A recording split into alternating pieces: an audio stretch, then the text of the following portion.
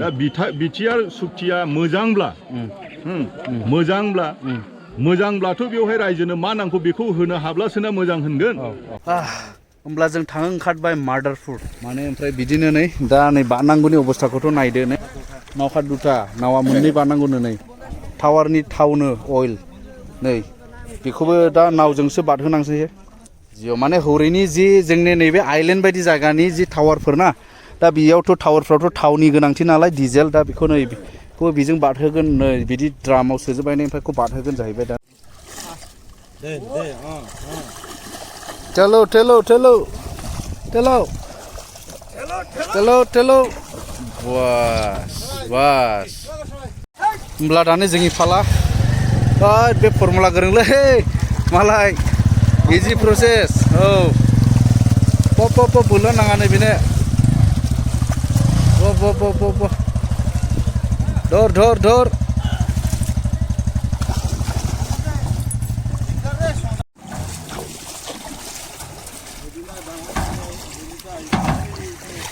एकटार 20 litre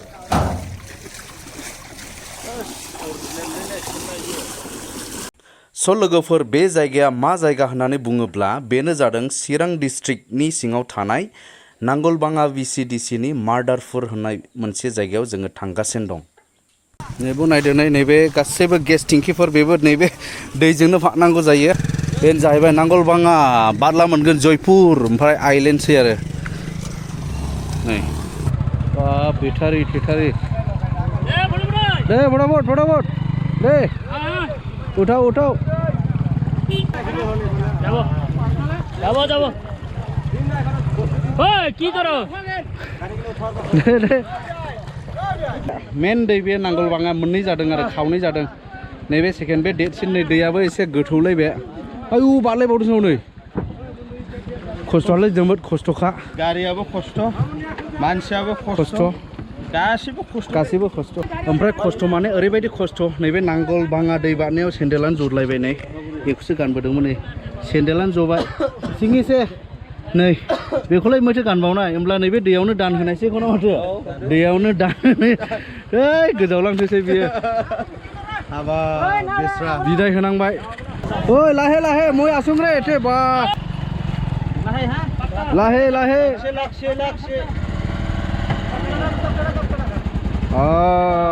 बेटारिबो दंलायबावसो नै मोनसे एसेलाय लोरगियालाय मोनसे मोननै गोदाब ओरै मोनसे मोनथाम लोरगि डाঙर मास ओइ फाले है बारा गोथौ नङा माथो एसे नायथ' ना जानजिसिमल' हनै बेसेबा गोबां वेटिंआव दं नै नेनानै दं ओइदा स्टेशन मोनफैबाय नाव स्टेशन नाखि औ लाहे फैसा होनायसै दा होमब्ला जों बारबाय नै होमब्ला आं जयपुराव आगान होबाय नै खोना ओइ दा আমারটা আগে নামাই দেও আয়া মাদারপুর যাব নাকি মাদারপুর যাব গেল হাল মানে এবেলে তো অবস্থাটা কাহিলে হ্যাঁ যায় দেখলে হল একদম সারে ভালো একদম দেখলে হল হব नायदो नै ओरै बिसोर गासिम बारलांजोबगोन गाव गावनि खामानि लानानै फैदों सोरबा माबाबो उगुरि फाथाबारनिबो इजों बारखायो बर्थमान दस्रां बारजाखानाय आदा मान नाव सलियाखै हरै गैया खुलियाखै ए भिर এটা তো এনা ভিড় আছে একদম फैदो नै ट्रिप मोनब्रै गाहाम मोनबा गाहाम हरखौ नांगौ नै बारनो मोनाखै दिनै ए आनेखौ नेबाय थालाबो नेया टाइमा मेकआप जाया औ बुस्थुआ ओमफ्राय बिराद मालफोरबो बानोना ओरै नावा एसेनो बुङो नै बेफोरथ' नै खेबसेनो बुंहोजोबगोन नै थालिरफोरा औ ओरै नै ओरैबो बुंजोबनानै दं नै गोबाव नेनांदों आरो माने नैबेखिनि एसे गिदिर एरियानि मानसिफ्रा जुदि बेजोंनो हान्थिजोबनांगौब्लाथ' भिराथ' जाखागोनखा नै आयु नैदि सालायनांखोनाङो नै ए हाबायलै नै आयु हाब्रु गोजा नै लामाबो बेजोंनो मेन लायस'नो गोनां जाबाय जोंनि नैबे आइलेण्ड हुन फाथाबारिनिफ्राय लानानै ओरै उगुरि नैबे जयपुर एरिया बिसरबारि बे बे गासैबो एसे गिदिर एरियानि नैबेजोंनो लायस'नांगौ जाबायना दा बेनो आरो खस्थ'आ अ माय गड दे सेन्देलखौ बायनानै लाग्रोदिनि नैबे जयपुर दखानाव नै ए सेन्देलबो गस्लाबो फानोदां माथो हिन्जावफोरनि गोजासोब्रा दङ आपुनि ना आहक सेन्देल किनिब लागे सेन्देल सिङि গৈছে रे मोर पार्मानेंट फिक्स एकबारे टाइल्स जयपुरर सबसे डेभलप दखान আপনার নাকি আৰু আছে তো বঢ়িয়া বানাইছে रे দোকানৰ নামটো কি रे দাদা रहमान कलक स्टोर हा रहमान कलक स्टोर होमब्ला आसखानिखौ लानायसै नामा आसखा खिन्थु 8 नाम्बार बेखौनो लानायसै नै लोगोफोर मा होनो आसखानि अब्ला जों मोनफैबाय नै मादारपुर बाजार दे बे मादारपुर दा नैबे मादारपुर बाजाराव मानसि जमा नोंथांमोना नुनो मोन्दों नै बे मानसि जमा जानायाव मा जादों होनोब्ला बेवहाय जोंनि निसिमानि MCLA सार जेम्स बसुमतारिया दंफैयो नै दा रिलिफ केम्पफोरखौ नायगिदिंदों आरो बिदिनो माखासे रिलिफनि जानाय लोंनाय होफैदोंनो सारा दे र' आं सारजोंहाय एसे रायलायनि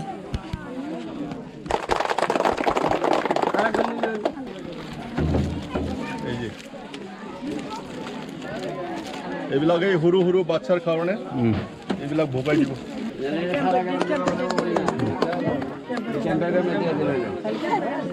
जोंनि दङ नै मानगोनां सार जेम्स जोंनि निसिमा हालामनि MCLA सारा दंफैयो बे मादारपुराव बे अबस्थाखौ लानानै सारा गोबां सिन्था दङ दा सारा दिनैनि दिनाव मा बुंनो सानो आङो दा एसे रिलिफ लाबोदों जा एसे एनै हायो रिलिफ लाबोदों होबायबो बेनिफ्राय बेथ' बोसोरे खस्थ' जायो बे मादारपुरनि रायजोफ्रा मादारपुर देबरबिल खरबारि बे मानसिफ्रा जोबोद खस्थ' दाबो खमसे खम 128 खरना बेसेबांबा बिसोरो रिलिफआव दं बोसोरे जायो बिसोरो बोसोरे जायो बेनिफ्राय जों सिगाङाव एसे एनै प्रटेक्सन होदोंमोन दा बे प्रटेक्सन होनाया थाया पार्मानेन्ट थाया जेब्लानाखि भुटानाव दै देरो बे समावनो माने दैया लोमो दा बेनिखायनो एसे गिदिरै माथावरि होनानै प्रटेक्सन होनो हायोब्ला मोजां जायो दा बेनिखायनो आङो BTC गभर्नमेन्टखौ खावलायदों एसे कयेकथा जायगायाव गावसोर गोदो खोथा बुंनाय बायदि जे गोबां मावनो नागिरदोंमोन मावनो नागिरनायाथ' गाज्रि नङा मावथों जोंबो सापर्ट होयो मोजां खामानि मावनायाव सापर्ट होयो गाज्रि मावनायावथ' गाज्रिखौ बुंगोन मोजां मावनायाव जों मोजांखौ बुंगोन बिनिखायनो जि प्रतिश्रुति होदोंमोन दालां बानायनो बेनिफ्राय प्रटेक्सन होनो जे घरे घरे न' बानायनानै होनो सेल्फ हेल्प ग्रुपनो फैसा होनो बिनिफ्राय व्यक्तिनो माने फैसा होनो बेफोरबायदि गोरिबफोरनो फैसा होनो बन फानग्राफोरनो फैसा होनो बायदिसिना रोखोमनि माने सरकारि आसनि माने गोरिबफोरनि आसनि बिथांमोना होनो होननानै दा दिनै दा गभर्नमेन्टआव दङ दा गभर्नमेन्ट हिसाबै बिथांमोना मा पलिसि लानानै मा मोजां पलिसि लानानै खामानि मावथों बे मावनायाव जोंहा जेबो आपत्ति गैया खिन्थु खोथाल' बुंब्लाथ' जायाना खोथाल' बुंब्ला जाया नैबे मुहुर्त समाव नैबे बिपदनि समाव माने जेसेबां हायो एसेबां आरो बे न' खुरजानायफोरनो हा थांनाय मानसिफोरनो जाहाथे माने BTC सरकाराबो गोदान आलदा मोनसे आसनि लानानै जेरै आसाम गभर्नमेन्टआ थांनाय बाराव बेवहाय सासे न'खराव 95,000 करि होदोंमोन बिदिनो BTC गभर्नमेन्टआबो 95 हायालाबो 50,000 हो जेनेबा दै लोमनायफोरनो जितु दिनै BSc सुक्ति थांबाय BTC सुक्ति थांबाय BTC सुक्तिनि उनाव बेफोरखौ गाज्रि होननानै दिनै मोजां मोनसे बिटिआर सुक्ति होननानै बिथांमोना गावसोरनो बुङो दा बिटिआर सुक्तिया मोजांब्लाथ' बेवहाय रायजोनो मा नांगौ बेखौ होनो हाब्लासोना मोजां होनगोन दा बेफोरखौ माने मा लाबोनानै होफैयो सेन्ट्रेल गभर्नमेन्टनिफ्राय आसाम गभर्नमेन्टनिफ्राय बबेनिफ्राय मा लाबोनानै बोरै मा खालामनानै होयो जिखुनु जा गावसिनि खोथा बुंनाय बादि जाहाथे पुरन खालामो रायजोफोरनो दा बेखिनिखौबो आङो अनुरोध खालामदों आरोखि ओमफ्राय आं दा नैबे मादारपुर बाजारावनो दङ बेवहाय बिथांमोननि एलेकायावहाय ना माने हेल्थनि माखासे सार्भिस बेवहाय होगासिनो दङ गोबां खस्थ'जों दा बेजों लोगोसे सापर्ट होदों नैबे सारमोननि great Bodoland youth welfare society NGO खुलुमबाय এইটো আপুনি অলপ এইটোৰ বিষয়ে কৈ দিব আৰু আপোনালোকে কি কন্ট্ৰিবিউশন দিছে এইটো কৈ দিব নমস্কাৰ আজি আমি great Bodoland youth welfare society NGO এই মাদারপুর অঞ্চলত ভিজিট কৰি আমি চাইছোঁ তাত ভিক্টিম মানুহখিনিৰ লগত আহিছোঁ এতিয়া আমি joint director of health initiative লৈ আমি NGOৰ তৰফৰ পৰা আমাৰ ছাৰক কাজলগাঁও চিভিল হস্পিটেলৰ ছাৰক লৈ আহিছোঁ। আমাৰ MBBS ডক্টৰ আহিছে আৰু আমাৰ ষ্টাফটো আহিছে, এতিয়া মেডিচিন ডিষ্ট্ৰিবিউট কৰি আছে। ভিক্টিমসকলক আমি যাই চাই আছোঁ, ঘৰ ভিজিট কৰি আছোঁ। চিটুৱেশ্যন ভেৰি ডেঞ্জাৰ হৈ আছে। আমাৰ সমদন বৰগোহাৰি আদা সমদন বৰগোহাৰিও আহিছে আৰু ভাল পাইছোঁ। ভিক্টিমৰ ওচৰত সকলোৱে নিজৰ ৰাইটটো দেখাব লাগে। তাৰ বাবে সমদনক থেংক ইউ জনাইছোঁ। আগন্তুক দিও কেনেকৈ কাম কৰিব, কিন্তু এনেকুৱা ভিক্টিম আছে সকলোকে আগবাঢ়িবলৈ, সকলোকে দায়িত্ব লৈ কাম কৰিবলৈ মই একদম রিকুইট জনাইছো গাসিबो मानसिफोरखौ खावलायदों ओके थैंक यू डॉक्टर नमस्कार सर नमस्कार এটো আমাৰ ফ্লাড রিলিফ ক্যাম্প চলি আছে ফ্লাড রিলিফ ক্যাম্প মেডিকেলৰ পৰা এটো মেডিসিন দি আছে রিলিফ ক্যাম্পত okay free of course okay माने पाब्लिक नो हाय बे समावहाय बिथांमोना बिसोरनो फ्री सर्विस होगासिनो दं free checkup with medicine distribution free checkup and with medicine distribution on this island ओरैहाय माने मुलिबो रानगासिनो दङ नै मुलिखौबो हरदों ने फंबाय नै मुलिखौबो फ्रियावनो हरदों बाय फ्री चेकआप सोलिगासिनो दं बे गासै बयनिबो थाखायना रिलिफआव थाग्राफोरनि थाखायल' बयनिबो थाखाय माने बयनि जाय फैयो बे एरिया ओनसोलावहाय माने थांलाय फैलाय खस्थ'खाय ओके अब्ला जों बे समाव मोनसेबाव जायगाजों थांनि जाय आइलैंड बायदि जानानै दङ नै मादारपुरनिनो बेबो माखासे जायगा साइडआवथ' खुरदों नै ओरै साइडआव खुरदों ओरैहाय माने बिसोरनि प्रब्लेमा बेनो नैबे दैया बिमा दैनि दालाय हो बै साहानिफ्राय बिमा दैनिफ्राय गावनानै फैयो आरो बियो फैनानै नै बैयाव मोनसे माखासे न'खरफोर थायो बेबो मादारपुरानो मादारपुर एरिया दा मादारपुर बै एरियाने ओरै दै हरैबो दै दा गेजेराव थाबाय बियो आइलैंड बायदि जानानै थालायबाय आरो बेबो मोनसे जायगा बेनिफ्राय जों दा जेराव दङ बेबो मादारपुरानो आरो दा बिसोरनि रिलिफ केम्पफोरबो दा थानानै दङ बेयाव थांनोब्ला आरोबाव जों नै नावजों बारनांगौ जाबावलायबाय नै दा बेखौ नायगिदिंनायाव जोंजों लोगोसे दङ नै सार दङ बेयो आमसुनि आन्चलिकनि president Akbar Ali education secretary बियो आमसुनि आन्चलिकनि ओमफ्राय दङ आजगर आली ओमफ्राय ओरै नै बिदिनो थाबाय जोङो माने नायगिदिंहैनायसै दा नावाव दं नै बारगासिनो दङ नावाबो सालायगासिनो दङ नै दा नै ओरैहाय नस्थ' जानायफोरखौ नायदो नैबेथ' दैखरमोन नै बे न'नि बेनिफ्राय एथे घर आसिल नेखि नैबो न' दङमोन नै दा नै एसे बिदि इथाफोरल' थाबाय नै न'नि बैले वाला एसे खावख्लाबसे थादों हनै ओरैहाय माने खुरदों आरो उसिफावनानै बोहैबावदों आरो बे जायगाया दा एतेथ' मानु थाखिब नङा एथि आरो नाय बेयावथ' मानसि थानो हाले जाहैबाय दा बिदि दा बिदिनो आरोबाव देग्लायबो नैबे 2022नि जोंनि चिरां डिस्ट्रिक्टआव नैबेफोरबायदि अबस्था जादों बांसिनै जोंनि खानामाख्रा दै आरो बिमा दै आरो नैबे बिमा दैनिनो दालाय जाहैबाय ओमफ्राय बिदिनो थाख्लाय दैफोर बिसोरबो गोबां बेबायदिनो दाब जायगायाव खहा खालामगासिनो दङ ना ঘরটো ক'ত আছিল আপোনাৰ ঘরটোই সামনে ওই যে নদী যে বাড়াইছে নদীর সামনে নদীটো ডাইরেক্ট আমার ঘৰত সোমাইছে নদীটো ডাইরেক্ট আপোনাৰ ঘৰত সোমাইছে এতিয়া আপোনালোকে ৰিলিফত আছে নেকি ওই যে এনজিও যিটো কমিউনিটি হল হয় थाथे बहि आसे ना नैबे एलेखानि थासारिखौथ' नोंबो मिथिखायो मिथियो बे दैया बिमा दैनि गावबोनाय दै दा ओमफ्राय बियो माब्लानिफ्राय मा सननिफ्राय बोहैया जेन'बा बुंनो थांब्ला बियो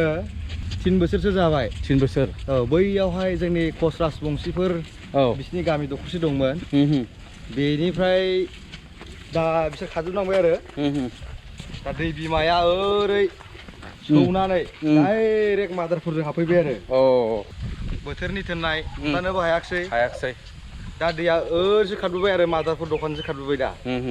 दा खोब आलाय सिलाय जाबाय नै न' गारना खाजोबनांबाय खास्रि बिस्रि मोनो नुला बेफोरथ' लोमजोबदोंमोन दां दाख्लै बेफोरावबोथ' नै बेफोर दाख्लै लोमजोबनाय आरो नै दैफ्रा एसे नै दासिमबो बिदि दङ नै बाबु রিলিফ কেমত যাওয়া নাই মানে কেমত আছে কিন্তু তাতে হুয়া জায়গা নাই মাত্র ঠিক হয়ে থাকে ইয়ার কারণে কষ্ট করি दा नायदो नै बेथ' गामिमोन गामिनि नैबे गायग्रा हा गोजामोननो दै जाजोब्बाय माने दै बोहैनानै बाला खोखांफैजोब्बाय आरो दा नै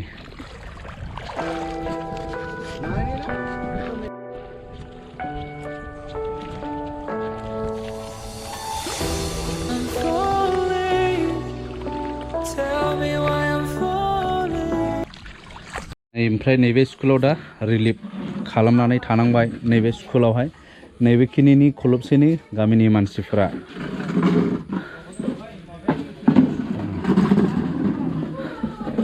ভাত খাইছে খাওয়া হয়েছে চাহগিলা ভাত খাইছে চাহগিলা খাই আছে না কয়টা ঘৰৰ জমা হৈছে এতে কেইটামান ঘৰৰ 5টা 6টা মানৰ না কয়টা ৰুম আছে 2টা ৰুম না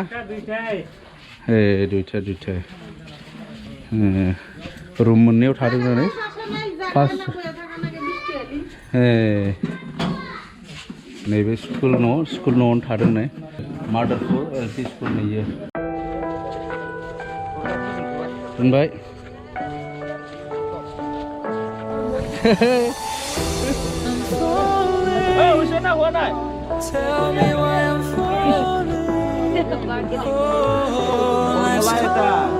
मादारपुरनि रिलिफ केम्प बे नै दा बेवहाय थादों नै थागासिनो दं नैबेबो मोनसे कमिउनिटि हल BELC नि प्रजेक्टनिफ्राय होनाय बेयो मादारपुरावहाय मोनसे बेथ' प्राय कमप्लिट जाबायानो नै बेयो Assam flood resilience community capacity building आयु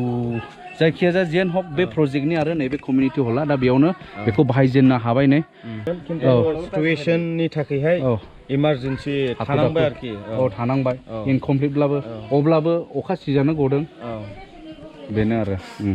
कमप्लिट क्लियर हुआ নাই क्लियर ना होवार আগতে মানে ঘটনা ঘটিল আর বাজারে আছে ওই যে তাতেও আছে বাজারাত আছে ইনফ্রাস্ট্রাকচার আছে अब्ला लोगोफोरजों बारफिनबाय दैखौहाय नैबे नांगल दैखौ बेनिफ्राय जों थांफिननायसै जों दा नाव सायाव दं नै मेंबाय नामा अयथासा खैथायाव सफैयामोन जों बे जायगायाव 12:30 खैथा जाखो 4:30 4 आवार्स 4 घन्टा बायदि थाबायै नायगिदिङै जों बेबायदि जाबाय जों जा थांफिनगासिनो दङ जों बारगासिनो दं आरो नैबे दैखौ नांगल दैखौ नैबे नावआव गाखोनानै आरो नाव दिस इज नाव दैयाथ' एसे लैबाय नै नांगल दैया अब्ला नैबे नाव गेजेरावनो भिडिअखौ फोजोबनायसै लोगोफोर दे आरो उननि भिडिअ लोगो मोनबावगोन मेंबायबो नालाय